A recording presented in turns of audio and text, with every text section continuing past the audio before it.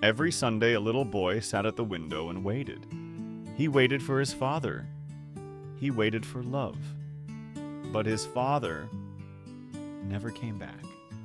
This is a sad story, but it's also a story about truth, love, and forgiveness.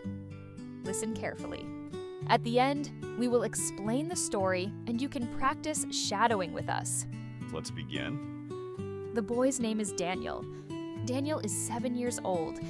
He lives with his mother in a small apartment. Every Sunday, Daniel wakes up very early. He runs to the living room. He sits on a big old chair near the window. From the window, he can see the street. Why does he sit there? Because his father made a promise.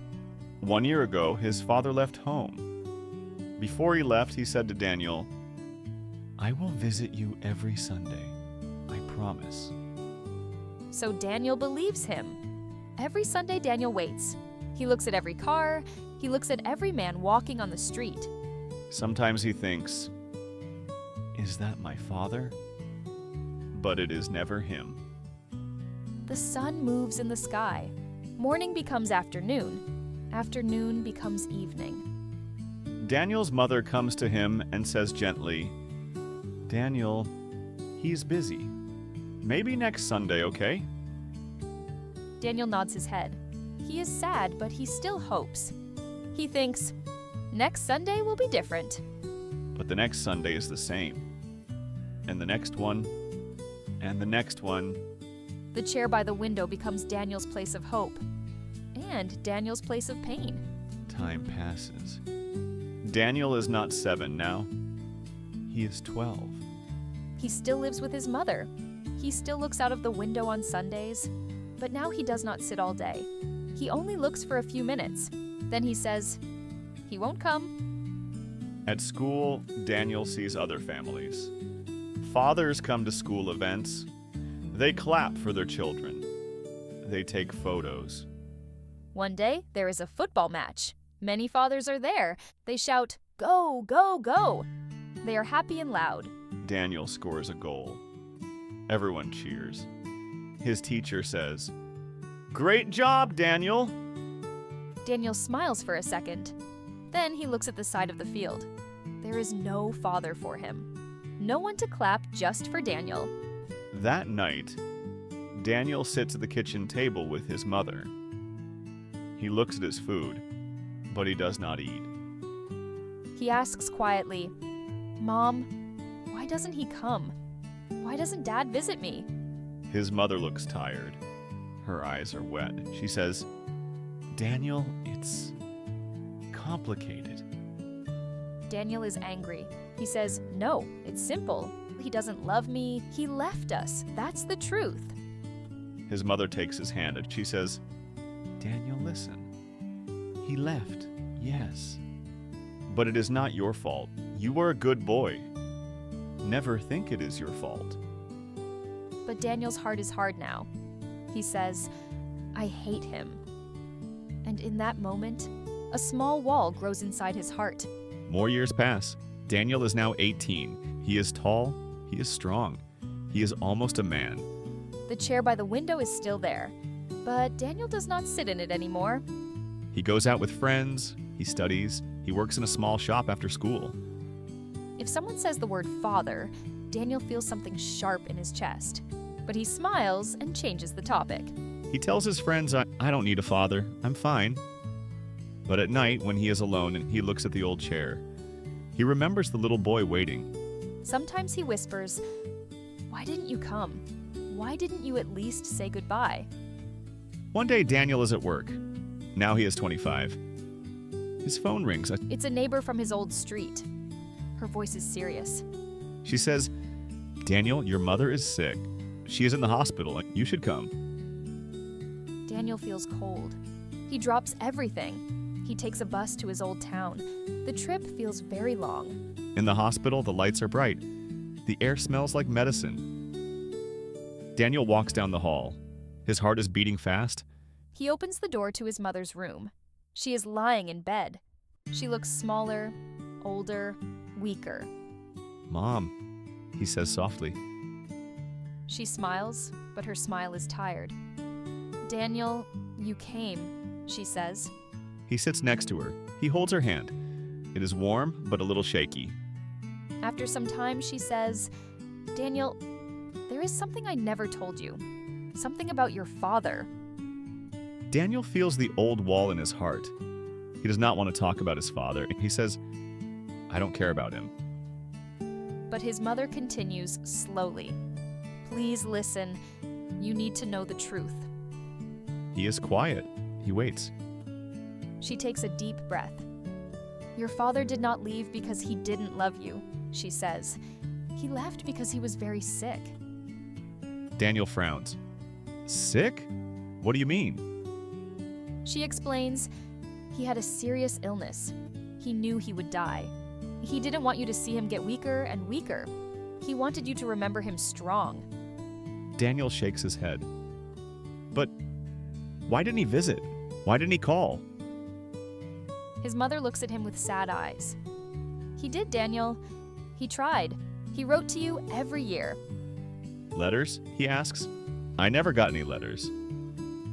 She says, I kept them. I was angry at him. I didn't give them to you, and I thought I was protecting you. I was wrong. Her hand points to a small bag next to the bed. Open it, she says. Daniel opens the bag. Inside, there is a bundle of envelopes tied with a blue ribbon. On every envelope, in the same handwriting, it says, To my son, Daniel. His hands are shaking now. He opens the first letter. He reads, Dear Daniel, today you are 8 years old. Happy birthday, my son. I am so sorry I cannot be with you. I think of you every day. I keep your photo next to my bed. I hope you are smiling. Love, Dad. Tears fall on the paper. Daniel opens another letter.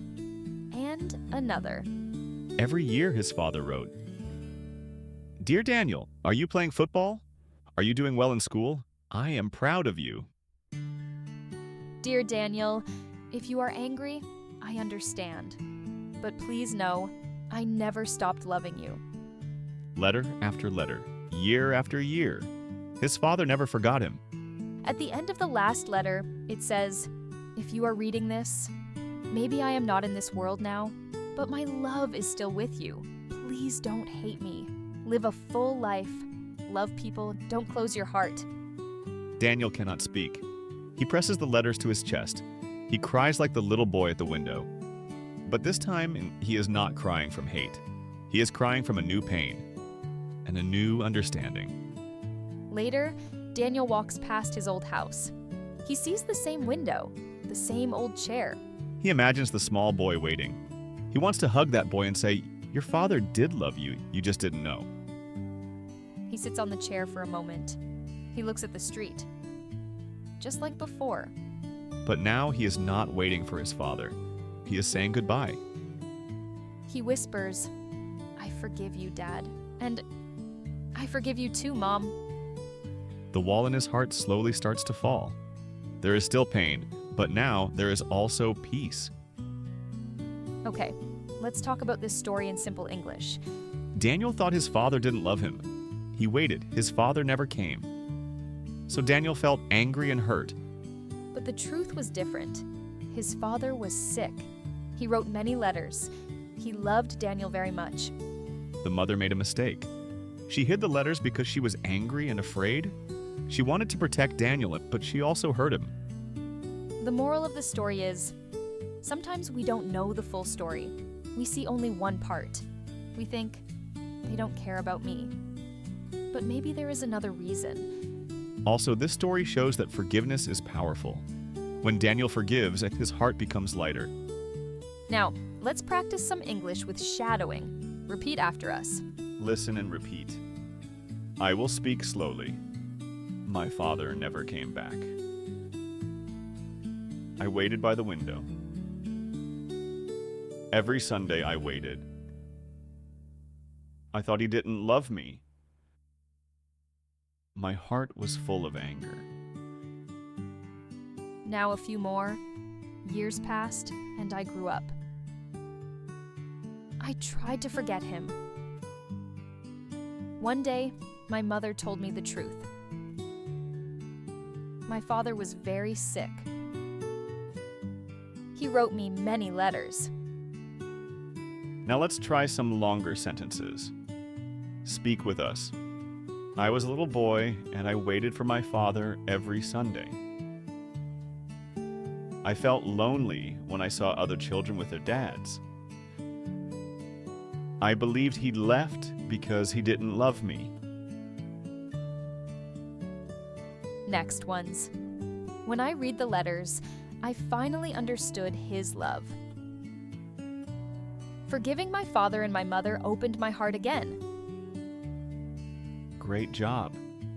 If some sentences are hard, you can go back, listen again, and repeat. You can also write in the comments, which part of this story touched your heart? And which sentence was the most difficult to say in English? Thank you for listening to this emotional English story. See you in the next episode.